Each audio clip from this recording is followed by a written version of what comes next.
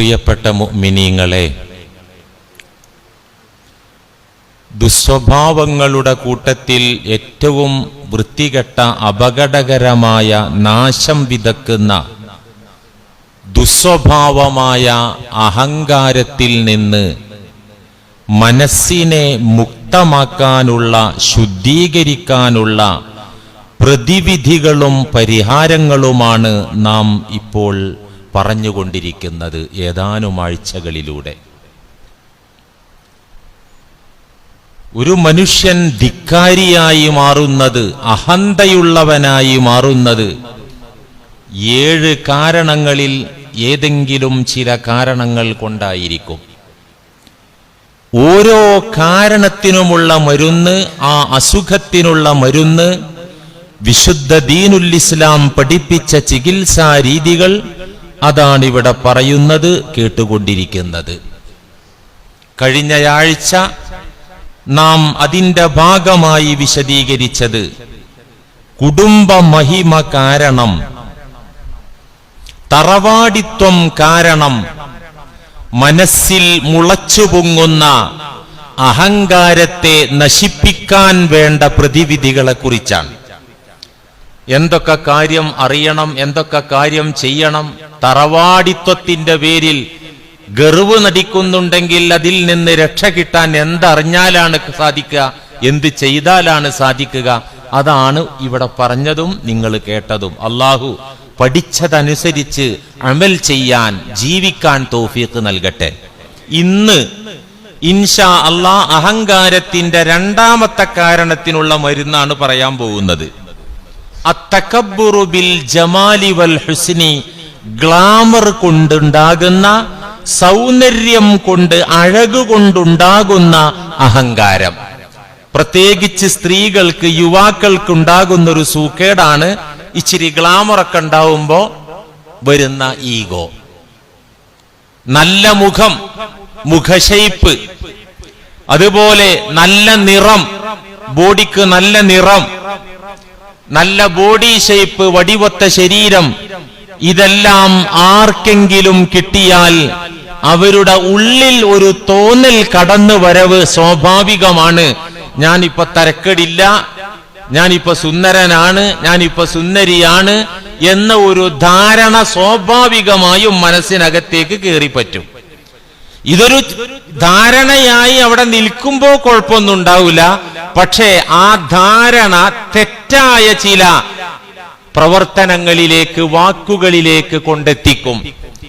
അഴകില്ലാത്ത, ഭംഗിയില്ലാത്ത ആളുകളെ അവഹേളിക്കുന്നതിലേക്കും, പുച്ഛിക്കുന്നതിലേക്കും, നിന്ദിക്കുന്നതിലേക്കും, അവരെ അവമതിക്കുന്ന വിധത്തിൽ പെരുമാറുന്നതിലേക്കും, സംസാരിക്കുന്നതിലേക്കും ചെന്നെത്തിക്കും, കൊണ്ടെത്തിക്കും. അത് വളരെ ഡേഞ്ചറായ അഹങ്കാരമാണ്. അപ്പൊ അതിനുള്ള ട്രീറ്റ്മെന്റ് എന്താ? എനിക്കും നിങ്ങൾക്കൊക്കെ ഈ ബിലീസ് ഒന്ന് തോന്നിക്കും, ഓ എന്തല്ലേ ബോഡി, തിരക്കിടില്ല. നമുക്ക് തോന്നിയില്ലെങ്കിലും ഇബിലീസ് വന്നിട്ട് പറഞ്ഞു തരും. യഥാർത്ഥത്തിൽ വലിയ ഭംഗിയൊന്നും ഉണ്ടാവില്ല, എന്നാലും തന്റെ കാര്യത്തിൽ മോശം വരാൻ പാടില്ലല്ലോ. തൻ കുഞ്ഞു പൊൻകുഞ്ഞ് എന്നൊക്കെ പറഞ്ഞ പോലെ അത് ഏത് കരിക്കട്ടയാണെങ്കിലും സെൽഫായി ചിന്തിക്കുമ്പോ അങ്ങനെയുള്ള വരിക. ഇതിനുള്ള മരുന്നെന്താ? വിശുദ്ധ ദീൻ പറയുന്നു, ഇതിനുള്ള ചികിത്സ സൗന്ദര്യം കൊണ്ടുണ്ടാകുന്ന ഈഗോക്കുള്ള ചികിത്സ. ഇതൊക്കെ ഇവിടെ പറയുമ്പോ നമ്മളെ മൊബൈലിലും നെറ്റിലൊക്കെ ആയിട്ടാണ് പുറത്തു പോകുമ്പോ സഹോദരിമാരൊക്കെ കേൾക്കട്ടെ, ഇത് കേൾക്കാനുള്ള വിഷയമാണ്. എന്താണ് അതിനുള്ള ചികിത്സ? അഹങ്കാരം പെണ്ണുങ്ങളെ ധിക്കാരികളാക്കി മാറ്റുമെന്ന് മുഹമ്മദുർ റസൂലുള്ളാഹി. കിട്ടിയവന് അത്ര ഉഷാറൊന്നുമില്ല, എന്നാ അവള് വരച്ച വരിയാണ് നിർത്തും. ഞാൻ ഐശ്വര്യ റായിയാണ്, ഞാൻ പറഞ്ഞാണ് കേൾക്കണം എന്നുള്ള ആ ഒരു മൈൻഡില്. അവരുടെ ചില സ്ത്രീകളുടെ സൗന്ദര്യം അവരെ ചെന്നെത്തിക്കും, ധിക്കാരത്തിൽ അവർ അഹങ്കാരമുള്ളവരാകുന്നതിലേക്ക് കൊണ്ടെത്തിക്കുമെന്ന് റസൂലുള്ളാഹി സ്വല്ലല്ലാഹി അലൈഹി വസല്ലം പറഞ്ഞ ഹദീസ് കാണാം. അപ്പൊ എന്തിനു മരുന്ന്?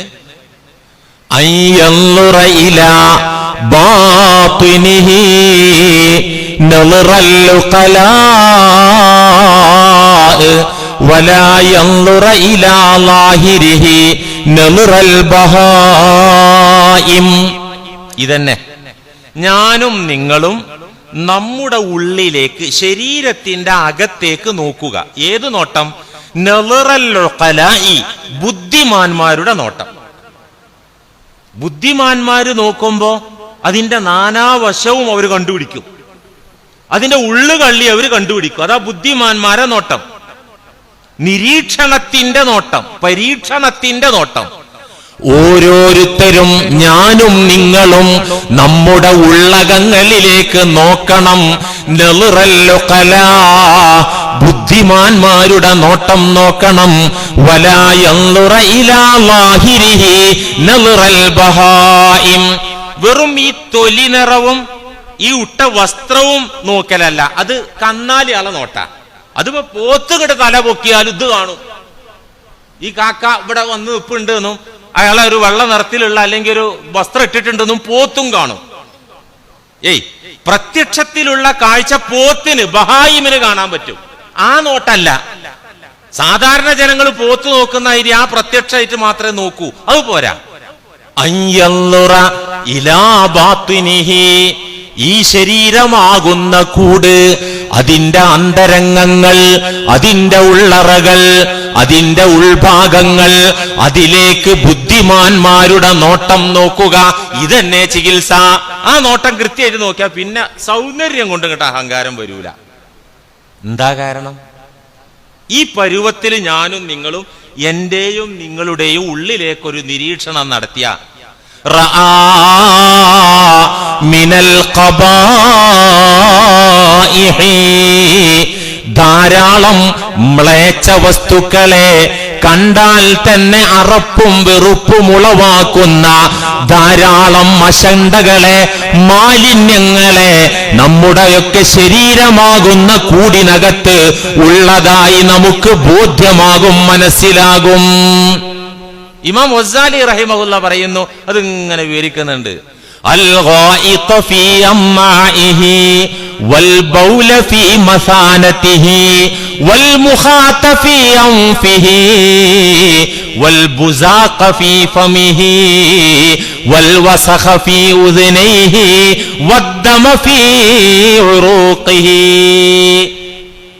ബുദ്ധിമാന്മാരുടെ നോട്ടം നമ്മൾ ഇങ്ങനെ ഉള്ളിലേക്ക് നോക്കിയാല് കുടലുകളിലൊക്കെ കാഷ്ടമാണുള്ളത്. അത് കണ്ടെത്താനാകും, മനസ്സിലാക്കാനാകും. കുടലുകളിലൊക്കെ കാഷ്ടമാണ്. വൽ ബൗല ഫീ മസാനതിഹി, ബ്ലാഡറിനകത്ത് മൂത്രമാണ്. ഇത് സ്റ്റോർ ആകുന്നുണ്ടേ. അതാണ് ഫുള്ളാവുമ്പോഴാണ് അത് ഒഴിവാക്കണം എന്നുള്ള ടെൻഡൻസി വരിക. ഏത് നേരത്ത് ഇപ്പൊ നമ്മള് അസുഖക്കായി ട്യൂബ് ഇട്ട എന്താ അവസ്ഥ? കണ്ടിന്യൂ ആയിട്ട് വന്നുകൊണ്ടിരിക്കുക ആ ബാഗിലേക്ക്. ഇപ്പോഴും ഉണ്ട് നമ്മളകത്ത്. ഉതുർത്തപ്പോ ഒഴിവാക്കിയതാണ് ഉണ്ടാവും. വൽ ബൗല ഫീ മസാനതിഹി, മൂത്രസഞ്ചിയിൽ, ബ്ലാഡറിൽ മൂത്രമാണുള്ളത്. വൽ മുഖാത്ത ഫീ അൻഫിഹി, എത്ര വൃത്തിയാക്കിയാലും മൂക്കിന്റെ ദ്വാരങ്ങളിലുള്ളിൽ മൂക്കട്ടയുണ്ടാകും. ഇപ്പൊ വൃത്തിയാക്കുമ്പോ ക്ലീൻ ആവും, വൈകുന്നേരം ആകുമ്പോ വന്നിട്ടുണ്ടാവും. അതിങ്ങനെ മുകളിൽ നിന്ന് ഒലിച്ചു വന്നിട്ട് അവിടെ കട്ട പിടിച്ച് നിൽപ്പുണ്ടാവും. വായിക്കകത്തുള്ളത് തുപ്പുനീരാണ്, വൃത്തികെട്ട തുപ്പുനീര്. രണ്ട് ചെവിദ്വാരങ്ങൾക്കിടയിൽ ഉള്ളിൽ മാലിന്യമാണ്, ഒരു തരം ചേറുണ്ട്. ചെപ്പി എന്ന് പറയുന്ന ഒരു തരം സാധനം. ദ്രാവകമാണോ ഖരവസ്തു ആണോ ഒരു സാധനം. അത് ചെവിയുടെ സേഫ്റ്റിക്ക് വേണ്ടി അള്ള വെച്ച ലിക്വിഡാട്ടോ. എന്തായാലും അതവിടെയുണ്ട്.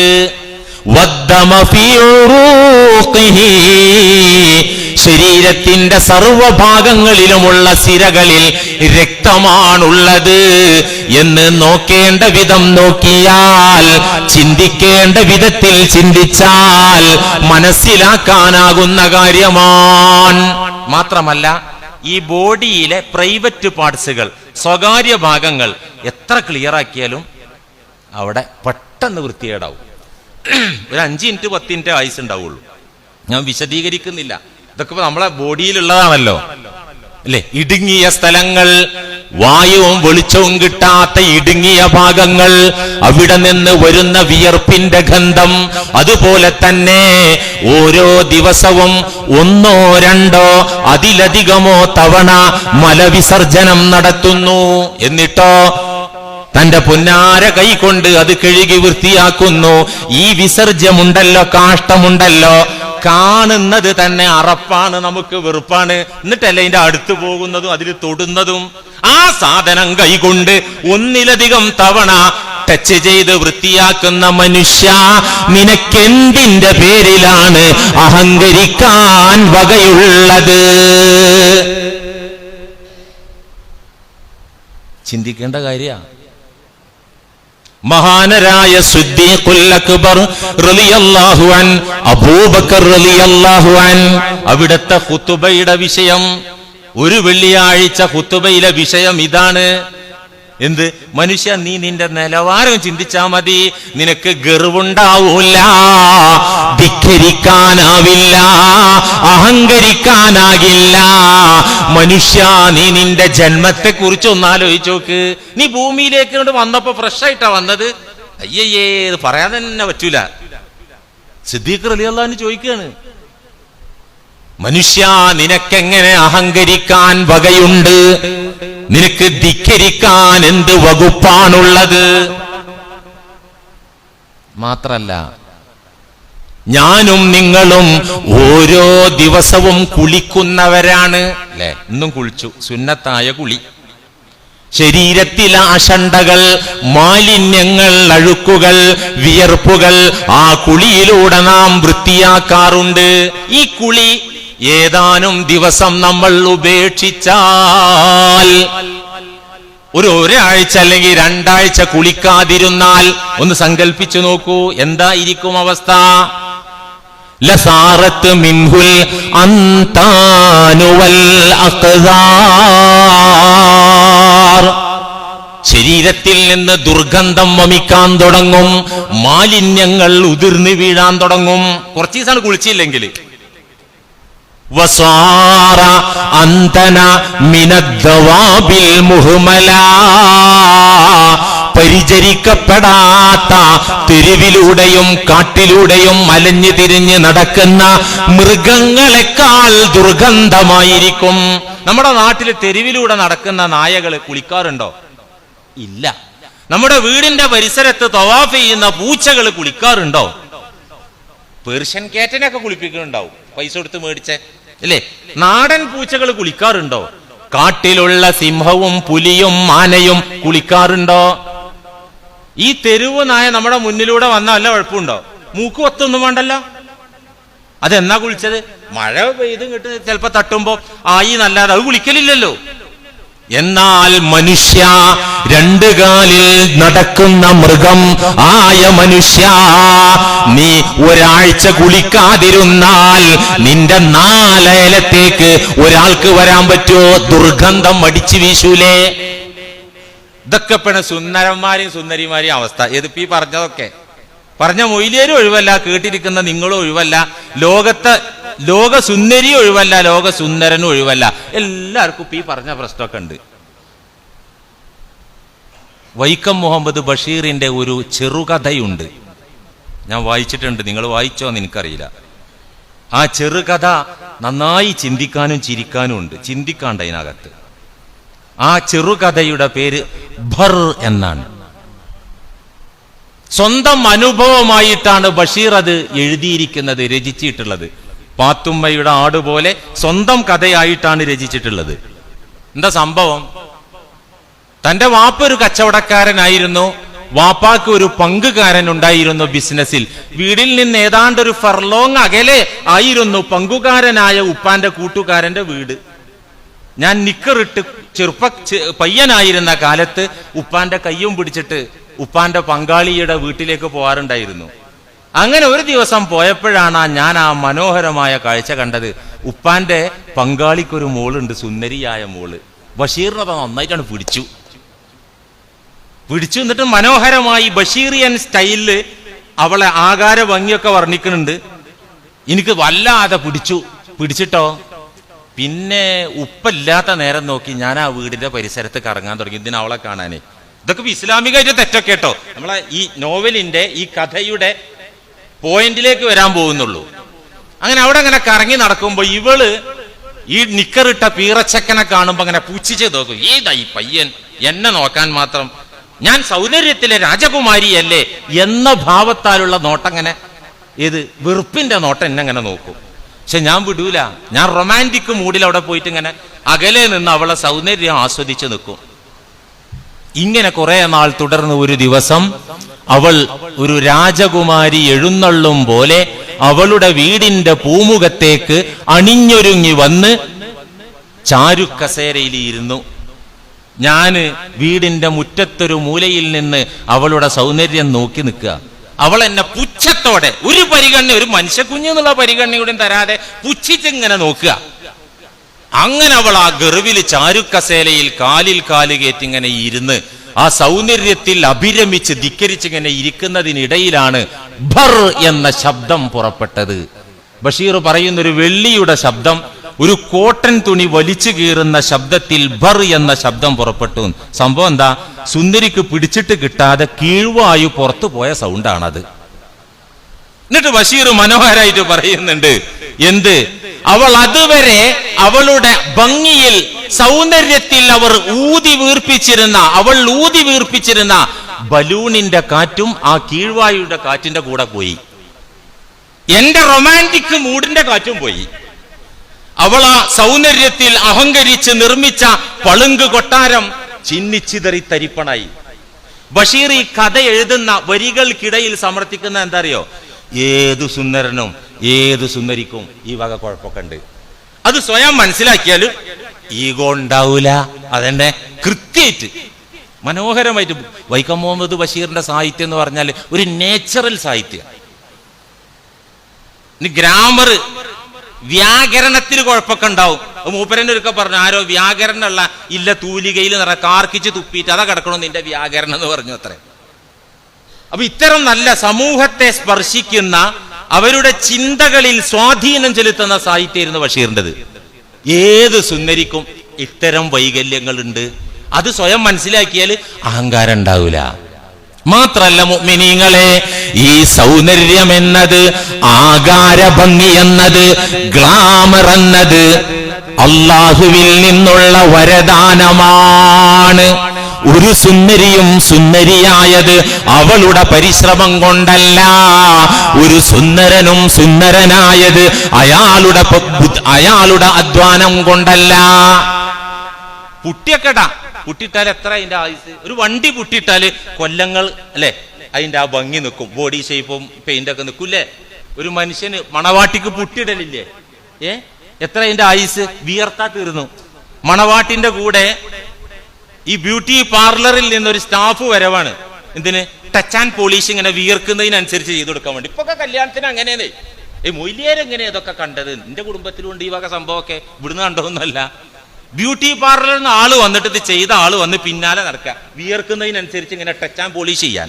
എന്താ ഇതിനർത്ഥം? മനുഷ്യന്റെ ഗ്ലാമർ കൃത്രിമമായിട്ട് ഉണ്ടാക്കി ഉണ്ടാവില്ല കൂട്ടരെ. കാറ് നിർജീവ വസ്തുവാ, ബസ് നിർജീവ വസ്തുവാ. അതിലാണ് പുട്ടിയിട്ടിട്ടാണ് പെയിന്റ് അടിച്ച അവിടെ നിൽക്കും. അത് കുറെ കാലം നിൽക്കും. സൗന്ദര്യം അല്ല തന്നാ കിട്ടുന്നതാണ്. മണവാട്ടി വന്ന് അല്ലേ മനോഹരിയായിട്ട് ആ കല്യാണ മണ്ഡപത്തിലും കല്യാണ സദസ്സിലൊക്കെ അങ്ങനെ ഇരുന്നത് ഒക്കെ പ്രദർശന വസ്തുവാണ്. വേറെ വിഷയം നമുക്ക് ചർച്ച ചെയ്യാം. പറ്റുമെങ്കിൽ ഇത് കഴിഞ്ഞിട്ട് കല്യാണം ഒന്ന് ചർച്ച ചെയ്യാൻ എനിക്കുണ്ട്. ഇസ്ലാമിക വീക്ഷണത്തിലുള്ള വിവാഹം പറയേണ്ട വിഷയമാണത്. എന്നൊക്കെ പറഞ്ഞാൽ മൊയ്ലേര് ഏത് യുഗത്തിൽ ജീവിക്കേണ്ട ആളാന്നാണ് ഇപ്പൊ ഇവിടെ ഇരിക്കണമെങ്കിൽ നിങ്ങൾ ചോദിക്കുക. അതപ്പോ അവസ്ഥ. എന്നിട്ട് ഇപ്പൊ പറയാതിരിക്കാൻ വയ്യല്ലോ അല്ലേ? പ്രിയമുള്ള മുഅ്മിനീങ്ങളെ, ചിന്തിക്കേണ്ട വിഷയമാണ്. അല്ലാഹു തന്നതാണ്. അത് മനുഷ്യനുണ്ടാക്കാൻ പറ്റുന്നതല്ല, മനുഷ്യനുണ്ടാക്കാൻ സാധിക്കുന്നതല്ല, റബ്ബ് തരുന്നതാണ്. ഈ അല്ലാഹു തന്ന ഈ സൗന്ദര്യം അവന് തിരിച്ചെടുക്കാൻ അധികം സമയം വേണ്ട. ഒരു അപകടത്തിൽപ്പെട്ടാൽ പോരെ, ഒരു രോഗം വന്നാൽ പോരെ, സൗന്ദര്യത്തിന്റെ വെടിക്കെട്ട് അവിടെ തീരും. ഞാൻ ഇപ്പൊ ഈ അടുത്ത ദിവസം ഒരു ചൊങ്കനായ മനുഷ്യൻ, നല്ല കളറൊക്കെ ഉള്ള ഒരു മനുഷ്യനെ കണ്ടു. കറുത്ത് കരിവാളിച്ചിരിക്കുന്നു. കാരണം രോഗം.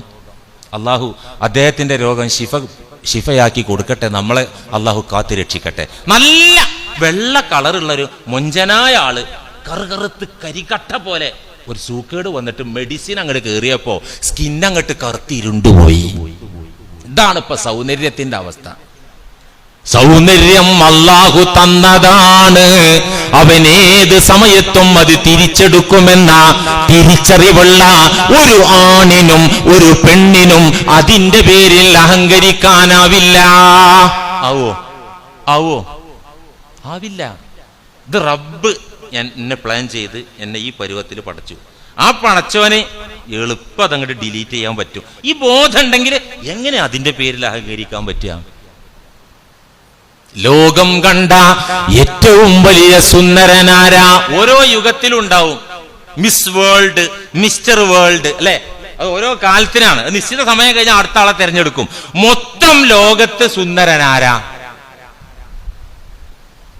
ഇത്തഫഖ ഉലമാഉൽ മുസ്ലിമീൻ,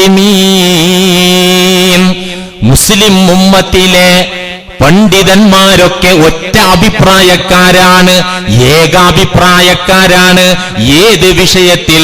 അന്ന മുഹമ്മദൻ സ്വല്ലല്ലാഹു അലൈഹി വസല്ലമ ഹുവ അജ്മലു ഖൽഖില്ലാഹ്, അല്ലാഹുവിന്റെ പടപ്പുകളായ മനുഷ്യന്മാരിൽ ഏറ്റവും സുന്ദരനായ ആള് പുണ്യ മുഹമ്മദ് സ്വല്ലല്ലാഹു അലൈഹി വസല്ലമ തങ്ങളാണ്. ഏറ്റവും സൗന്ദര്യം അവിടത്തേക്കാണ്. ആ സൗന്ദര്യം പറയാനായിട്ട് കിതാബുകളുണ്ട്. ഇമാം തുർമുദിയുടെ അശ്ശമാഇലുൽ മുഹമ്മദിയ, അതിലെന്താ സബ്ജക്റ്റ് അറിയോ? റസൂലിന്റെ മുടിയുടെ ഷേപ്പ്, മൂക്കിന്റെ ഷേപ്പ്, കൺതടങ്ങള്, താടി, മീശ, ചുണ്ടുകള്, ചുമലുകള്, കൈക്കാലുകള്, കളറ്, ഇതൊക്കെ കൃത്യം വഫാത്താകുമ്പോ ആ തലമുടികളിലും താടിയിലുമായി എത്ര രോമം നിരച്ചിരുന്നു. ആലോചിച്ച് നോക്കൂ, സഹാബത്ത് പഠിച്ചത്. ഇതൊക്കെ രേഖപ്പെടുത്തിയ കിതാബാണ് അശ്ശമാഇലുൽ മുഹമ്മദിയ. ഇമാം തുർമുദി റഹിമഹുല്ലയുടെ കിതാബാണ്. കൃത്യമായിട്ട് അവിടുത്തെ ബോഡിയെ കുറിച്ച് മനോഹരമാണ്.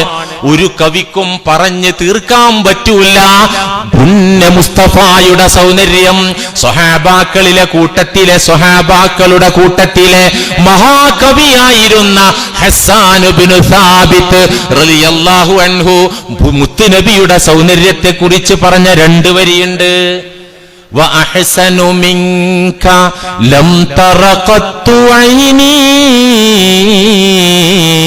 وأجمل منك لم تلد النساء خلقت مبرأ من كل عيب كأنك قد خلقت كما تشاء.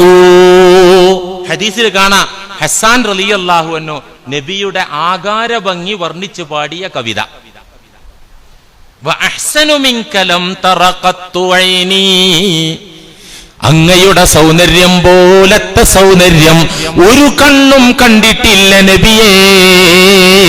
വഅജ്മലു മിൻക ലം തലിദിൻ നിസാഉ, അങ്ങയെപ്പോലെ ഒരു സുന്ദരനെ ലോകത്തൊരു പെണ്ണും പ്രസവിച്ചിട്ടില്ല നബിയേ. ആമിന ബീവി പെറ്റ അങ്ങാണ് ലോകത്തെ ഏറ്റവും വലിയ സുന്ദരൻ. അങ്ങയെപ്പോലൊരു സുന്ദരനെ ഒരു സ്ത്രീയും പ്രസവിച്ചിട്ടില്ല നബിയേ. എന്നിട്ടോ خلقت مبرأ من كل عيب كأنك قد خلقت كما تشاء. ഒരു വൈകല്യവും അങ്ങയുടെ സൃഷ്ടിപ്പിലില്ല. നമ്മൾ എല്ലാം ഫേസൊക്കെ റെഡിയാണ്, എല്ലാം റെഡിയാണ്. പക്ഷെ കണ്ണിന് ചെറിയൊരു കുഴപ്പം, അല്ലെങ്കിൽ മൂക്ക് ഇച്ചിരി വലിപ്പേറെ, അല്ലെങ്കിൽ ചുണ്ടിച്ചിരി തടിച്ചുപോയി, എല്ലാം ഓക്കെയാണ്. പല്ല് ചക്കപ്പല്ല, എവിടെയെങ്കിലും ഒരു ഫാൾട്ട്. നീ നല്ല സുന്ദരിയാണ്, ധിക്കാരത്തിന് കയ്യും കാലും വെച്ചതാ, തീർന്നില്ലേ വെടിക്കെട്ട്. എന്താ പിന്നെ അവളെ കെട്ടിയോ 3-ാം ദിവസം 3 ചൊല്ലി വിടും. ആ സ്വഭാവം കാരണം. സൗന്ദര്യമല്ലല്ലോ പ്രധാനം, ആന്തരിക സൗന്ദര്യം കൂടിയല്ലേ.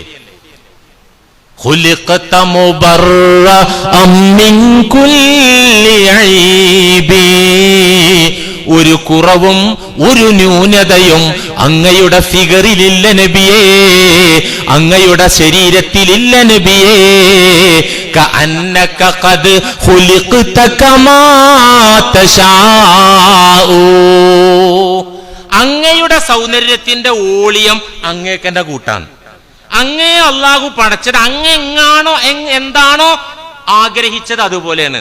എന്റെ മൂക്ക് ഇങ്ങനെ ആകാൻ എനിക്കിഷ്ടമല്ല, പ്രത്യേകിച്ച് എന്റെ പള്ള ഇങ്ങനെ വയറിങ്ങനെ ആകാൻ ഒട്ടും എനിക്കിഷ്ടമല്ല. ഇത് താങ്ങി പിടിച്ചു പോകാനുള്ള ഒരു പ്രയാസത്രേ. എനിക്കിഷ്ടമുള്ള മാതിരി ഒന്നല്ല എന്റെ ബോഡി വന്നത്, നിങ്ങൾക്ക് ഇഷ്ടമുള്ള മാതിരി ഒന്നല്ല നിങ്ങളെ ബോഡി വന്നത്, ബോഡി പാർട്സുകൾ വന്നത് നിങ്ങൾ ഇഷ്ടപ്പെട്ട മാതിരിയല്ല. എന്നാൽ അള്ളാഹുവിന്റെ റസൂലോ അങ്ങെന്താണോ ഇഷ്ടപ്പെട്ടത് അങ്ങനെയാണ് അങ്ങേ അള്ളാഹ് പഠിച്ചത്.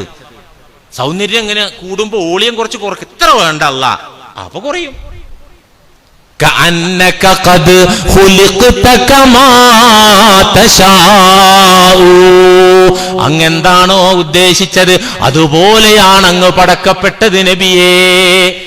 ഇത്ര സൗന്ദര്യമുള്ള റസൂലുള്ളാഹി സ്വല്ലല്ലാഹി അലൈഹി വസല്ലമ ലോകത്ത് ഏറ്റവും വിനയമുള്ളവരായിരുന്നു, താഴ്മയുള്ളവരായിരുന്നു. വയലീഹി നബിയുല്ലാഹി യൂസുഫ് അലൈഹിസ്സലാം. ഈ സൗന്ദര്യത്തോട് ഏറ്റവും വലിയ സൗന്ദര്യം അഷ്റഫുൽ ഖൽഖിനാണ്. അങ്ങോട്ട് ഏതാണ്ട് അടുത്തെത്തിയത് ആരാണ്? നബിയുല്ലാഹി യൂസുഫ് അലൈഹിസ്സലാം.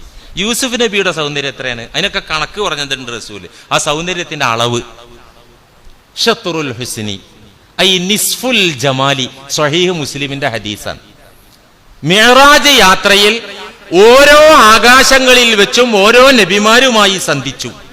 മൂന്നാമത്തെ ആകാശത്ത് വെച്ച് കണ്ടത് നബിയുല്ലാഹി യൂസുഫ് അലൈഹിസ്സലാമിനെയാണ്. അള്ളാഹുവിന്റെ റസൂല് പറയുന്നു, ഞാൻ മൂന്നാം ആകാശത്ത് വെച്ച് കണ്ടപ്പോ യൂസുഫു ഷത്റൽ ഹുസ്നി, മൊത്തം സൗന്ദര്യത്തിന്റെ ഗ്ലാമറിന്റെ 50% അള്ളാഹു ആ തിരുശരീരത്തിൽ വാരിപ്പൊത്തി വെച്ചിരിക്കുന്നു. മൊത്തം സൗന്ദര്യത്തിന്റെ. ഇപ്പൊ ഇവിടെ എത്ര സുന്ദരന്മാരുണ്ട്, വീട്ടിൽ ചെന്നാൽ എത്ര സുന്ദരിമാരുണ്ട്, ലോകത്ത് എത്ര സുന്ദരന്മാരുണ്ട്. ഈ മിസ്രിലാണ് ഏറ്റവും അധികം സുന്ദരന്മാരും സുന്ദരിമാരും. എന്താ കാരണം അറിയോ? യൂസുഫ് നബിന്റെ ഫാമിലി അവിടെ ഇപ്പോഴും ഗ്ലാമറ. മിസ്രികൾ നല്ല ഗ്ലാമറാ അല്ലേ? ഈ സൗന്ദര്യമെല്ലാം കൂട്ടിയാൽ മൊത്തം സൗന്ദര്യത്തിന്റെ 50% നിക്ഷേപിച്ചത് യൂസുഫ് നബി അലൈഹിസ്സലാമിന്റെ ഫിഗറിലാണ്. ബാക്കിയുള്ള 50 കൊണ്ടാണ് മൊത്തം ലോകത്തുള്ള ഭംഗി. അപ്പൊ എന്തായിരിക്കും അത്? ആ ഭംഗി എന്തായിരിക്കും? ആ ഭംഗി എന്തായിരിക്കും? ഖുർആൻ തന്നെ പറയുന്നുണ്ട്. സൂറത്ത് യൂസുഫിന്റെ 31-ാമത്തെ ആയത്തില് മിസ്രിലെ കൊട്ടാരത്തിൽ അടിമക്കുട്ടിയായി വന്നെത്തിയ യൂസുഫ് നബി അലൈഹിസ്സലാമിനെ കണ്ടപ്പോ അസീസ് രാജാവിന്റെ പത്നി സുലൈഖാക്ക് താല്പര്യം തോന്നിയെന്ന് മാത്രമല്ല, ഒരു 1.5 പ്രണയം തോന്നി. പ്രണയം തോന്നലും പിടിയും വലിയ ഹലാക്കും ആകെ വിഷയായി പുറത്തേക്ക് ലീക്കായപ്പോ മിസ്രിലെ മഹിളാ രത്നങ്ങൾ അസീസിന്റെ ഭാര്യ സുലൈഖായെ ആക്ഷേപിച്ചു. ഇംറഅത്തുൽ അസീസി തുറാവിദു ഫതാഹ ഖദ് ശഗഫഹാ ഹുബ്ബാ. ഖുർആൻ പറയുന്നുണ്ട്, അയ്യേ രാജ്ഞി കൊട്ടാരത്തിലുള്ള അടിമപ്പയ്യനെ പ്രണയിച്ചു എന്ന് മാത്രല്ല, ആ പ്രണയം കൊണ്ട് അവരുടെ സുബോധം പോലും നഷ്ടപ്പെട്ടു പോയിട്ടുണ്ട്, ആക്ഷേപിച്ചു. അപ്പൊ അവരെ പാഠം പഠിപ്പിക്കാൻ മിസ്ർ പട്ടണത്തിലെ പെണ്ണുങ്ങളെയൊക്കെ കൊട്ടാരത്തിലേക്ക് ഒരു സൽക്കാരം നടത്തി. അവരെ കയ്യിൽ പഴം കൊടുത്തു, കത്തിയും കൊടുത്തു. അതൊക്കെ റെഡിയായപ്പോ യൂസുഫ് നബി അലൈഹിസ്സലാമിനോട് യജമാനത്തിയായ സുലൈഖ പറഞ്ഞു, അവരുടെ ഇടയിലേക്ക് ഇങ്ങനെ ഇറങ്ങിയിട്ട് പുറത്തേക്കാണ് പൊക്കോർ.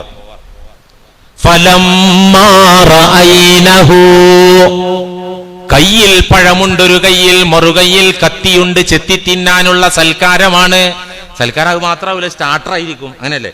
വരുമ്പോ ഒരു സ്റ്റാർട്ടർ ഉണ്ടല്ലോ, വെൽക്കം ഡ്രിങ്ക് ഉണ്ടല്ലോ, പിന്നെ ചിലപ്പോ ഇറച്ചി പത്തിരിയൊക്കെ അകത്ത് ഉണ്ടാവും, അവിടെ പറഞ്ഞിട്ടില്ല. വന്നേക്കിന് കൊടുത്തൊരു കത്തി ഒരു പഴുവാണ്. അത് കയ്യിൽ കിട്ടിയ സമയത്ത് അതിലൂടെ ഇറങ്ങി വരാൻ വന്ന് പറഞ്ഞപ്പോ, നിർദ്ദേശം വന്നപ്പോ ആ വഴിക്കിറങ്ങി വന്നു.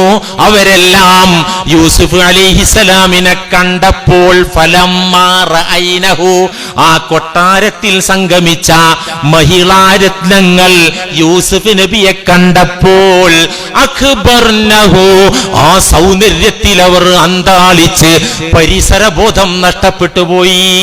അഖ്ബർനഹു, അതൊരു ബൊമ്പൻ സംഭവമായി കണ്ട് അവർ പരിസരം മറന്നുപോയി. വഖത്തഅന ഐദിയഹുന്ന, ആ കൈ കൊണ്ട് കത്തി കൊണ്ട് പഴമല്ല അവരുടെ കൈകൾ തന്നെ ചെത്തിക്കളഞ്ഞു. എന്നിട്ടും അവര് വേദന അറിഞ്ഞില്ല. ഓ എന്ന് പറയല്ല ചെയ്തത്. അവരെന്താ പറഞ്ഞത്? വഖുൽന ഹാശ ലില്ലാഹ്. കത്തി കൊണ്ട് കൈ മുറിച്ചിട്ട് ആ വേദന അറിയാതെ പറയുന്നത്. ആ ക്രമം നോക്ക്. ഫലമ്മാ റഅയ്നഹു അക്ബർനഹു, കണ്ടപ്പോ അന്താളിച്ചു പോയി. അക്ബർനഹു വഖത്തഅന ഐദിയഹുന്ന, കൈ വെട്ടി മുറിച്ചു കഴിഞ്ഞു. വഖുൽന ഹാശ ലില്ലാഹ്, തമ്പുരാനെ, ഇറച്ചി വേദനയായിട്ടുള്ള തമ്പുരാനെ അല്ല. മാ ഹാദാ ബശറാ ഇൻ ഹാദാ ഇല്ലാ മലകുൻ കരീം. തമ്പുരാനെ, ഇതൊരു മനുഷ്യനല്ലല്ലോ, ഇതൊരു മഹാനായ മലക്കാണല്ലോ. ഈ കൈ വെട്ടിക്കഴിഞ്ഞിട്ട് ഇവർ പറയുന്ന ഡയലോഗ് അത് ഇത്. അപ്പോ സുലൈഖ ബീവി പറഞ്ഞു, ഇപ്പൊ എങ്ങനെയുണ്ട്? ഇതിലാ നിങ്ങൾ എന്നെ ആക്ഷേപിച്ചത്. ഞാനായതുകൊണ്ട് ഇത്രയൊക്കെ സംഭവിച്ചിട്ടുള്ളൂ. നിങ്ങളാണെങ്കിൽ ഒന്ന് കണ്ടപ്പോഴേക്കിന് കൈ വെട്ടി, കൂടെ ജീവിച്ച തല വെട്ടൂല നിങ്ങൾ. അപ്പൊ ആ സൗന്ദര്യം എത്ര വലുതാന്ന് ആലോചിച്ച് നോക്ക്. അത്ര സൗന്ദര്യം ഉണ്ടായപ്പോ നമ്മളിപ്പോ കുറച്ചൊരു ഫിഗറും ചെറിയൊരു നിറക്കം ഉണ്ടാകുമ്പോഴത്തേന് ഇപ്പൊ ഷാറൂഖ് ഖാനാ എന്നാ തോന്നല്, അല്ലെങ്കിൽ മമ്മൂട്ടിയാന്നാ ഓരോരുത്തരെ തോന്നല്. അവിടെ തോന്നുന്നെ എന്താ അങ്ങനെ തോന്നിയാ ചെയ്യാ? അങ്ങനെ തോന്നണ്ട. ഇത്രയും സൗന്ദര്യമുണ്ടായിരുന്ന നബിയുല്ലാഹി യൂസുഫ് അലൈഹിസ്സലാം അങ്ങേയറ്റത്തെ വിനയമാണ് പ്രകടമാക്കിയത്. അവിടുത്തെ ദുആയൊക്കെ നോക്കിയാ അറിയാ. ഇത്രയും സൗന്ദര്യം, രാജാധികാരം, രാജാധികാരം, ഒടുക്കത്തെ ഗ്ലാമർ, അതിന്റെ പുറമെ സ്വപ്ന വ്യാഖ്യാനത്തിനുള്ള പവർ. ഒരാൾ കിനാവ് കണ്ടുവെന്ന് പറഞ്ഞാൽ എന്താണ് അതിന്റെ വ്യാഖ്യാനം, സംഭവിക്കാൻ പോകുന്ന എന്താണെന്ന് പറഞ്ഞു കൊടുക്കും. ഇതൊക്കെ കിട്ടിയിട്ടും ആ നബി എന്തായിരുന്നു? സൂറത്ത് യൂസുഫിന്റെ 101-ാമത്തെ ആയത്തിൽ അവരാരായിരുന്നു? അവരിതൊക്കെ കിട്ടിയിട്ട് എന്തായിരുന്നു അവരെ മൈൻഡ് എന്ന് വരച്ചു കാട്ടിയിട്ടുണ്ട്. റബ്ബി ഖദ്, അവരെ ദുആണ്, റബ്ബി ഖദ് ആതൈതനീ മിനൽ മുൽക് വഅല്ലംതനീ മിൻ തഅ്വീലിൽ ഹദീസ് ഫാത്തിറസ് സമാവാതി വൽ അർദ് അൻത വലി ഫിദ് ദുനിയാ വൽ ആഖിറ തവഫനി മുസ്ലിമൻ വഅൽഹിഖ്നി ബിസ്സാലിഹീൻ. റബ്ബി, എന്റെ നാഥാ, ഖദ് ആതൈതനീ മിനൽ മുൽക്കി, രാജാധികാരത്തിൽ നിന്ന് എനിക്ക് വേണ്ടത് നീ തന്നിട്ടുണ്ട്. എനിക്കല്ലാഹ് അടിമയായി വന്ന എന്നെ നീ രാജാവാക്കിയിരിക്കുന്നു അല്ലാഹ്. വഅല്ലംതനീ മിൻ തഅ്വീലിൽ ഹദീസ്, സ്വപ്നവ്യാഖ്യാനത്തിനുള്ള കഴിവ് നീ എനിക്ക് പഠിപ്പിച്ചു തന്നിരിക്കുന്നു അല്ലാഹ്. എനിക്ക് നല്ല സൗന്ദര്യം തന്നിരിക്കുന്നു, നല്ല അവസരങ്ങൾ തന്നിരിക്കുന്നു, നല്ല സൗകര്യങ്ങൾ തന്നിരിക്കുന്നു അല്ലാഹ്. എനിക്ക് നിന്നോട് ചോദിക്കാനുള്ളത് ഫാത്തിറസ് സമാവാതി വൽ അർള്, ആകാശഭൂമികളെ പ്ലാൻ വരക്കാതെ സംവിധാനിച്ച സംവിധായക, മുൻ പ്ലാൻ ഇല്ലാതെ, രൂപമില്ലാതെ, ഇല്ലായ്മയിൽ നിന്ന് പടച്ചുണ്ടാക്കിയ തമ്പുരാനെ, അന്ത വലി ഫിദ് ദുനിയാ വൽ ആഖിറ, ഈ ലോകത്തും പരലോകത്തും നീയാണ് എന്റെ സംരക്ഷകൻ. അതുകൊണ്ട് റബ്ബേ തവഫനി മുസ്ലിമൻ വഅൽഹിഖ്നി ബിസ്സാലിഹീൻ, നീ എന്നെ മുസ്ലിമായി മരിപ്പിക്കണമേ, സൽവൃത്തരോടൊപ്പം അന്ത്യനാളിൽ ഒരുമിച്ച് കൂട്ടിത്തരണം നാഥാ. അങ്ങനെയുണ്ട്. ഇങ്ങനെയൊക്കെ ആയിട്ടും മനസ്സങ്ങനെയാണ്. റസൂലുള്ള അങ്ങനെയൊക്കെ ആയിട്ടും മനസ്സെങ്ങനെയാണ്. നമ്മൾ ഇച്ചിരിയൊക്കെ ആയപ്പോഴേക്കിന് നമ്മൾ എവിടെയൊക്കെയോ ആണ്. ആകണ്ട. ഇപ്പൊ 2 കാരണങ്ങൾക്കുള്ള ട്രീറ്റ്മെന്റ് പറഞ്ഞു. തറവാടിത്വം കൊണ്ട് അഹങ്കരിക്കുന്നവർക്കുള്ള മരുന്ന് പറഞ്ഞു, സൗന്ദര്യം കൊണ്ട് അഹങ്കരിക്കുന്നവർക്കുള്ള മെഡിസിൻ ഇപ്പൊ പറഞ്ഞു. ഈ മെഡിസിൻ വീട്ടിൽ കൊണ്ടുപോയി വെച്ച സുഖം, മെഡിസിൻ കിട്ടി പോക്കറ്റിലായി, ഹൃദയത്തിന്റെ പോക്കറ്റിൽ. മൊയ്ലിയര് പറഞ്ഞു കുറെ കഥയും പാട്ടൊക്കെ അയച്ച് അത് കിട്ടി.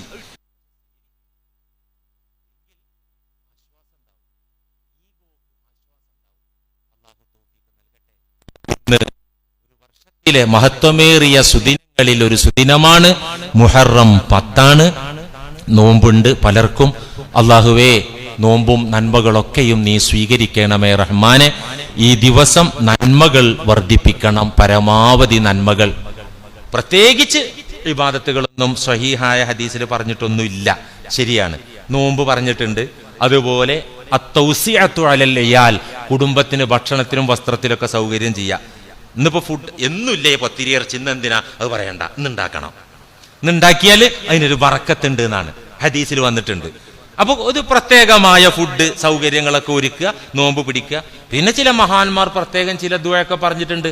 അത് ഏത് ദുആ ചെയ്താലും ഖുർആനിൽ വന്നത് ഹദീസിൽ വന്ന്, ഇനി അല്ലാത്തത് നല്ല ദുആ ഏതും ദുആ ചെയ്യാം, ഏത് നന്മകൾ സ്വതക്ക ചെയ്യാം, സുന്നത്ത് നിസ്കരിക്കുക, ഹറാമല്ലാത്ത സമയത്തുള്ള സുന്നത്ത് നിസ്കാരം, തസ്ബീഹ് ചൊല്ല, ഖുർആൻ ഓതാം, ഖബർ സിയാറത്ത് ചെയ്യാം. പരമാവധി നന്മകൾ ഇന്ന് നമ്മളിൽ നിന്നുണ്ടാകണം. അള്ളാഹു അതിനൊക്കെയുള്ള മനസ്സും ആവേശവും നമുക്ക് നൽകട്ടെ, അതൊക്കെയും സ്വീകരിക്കുകയും ചെയ്യട്ടെ.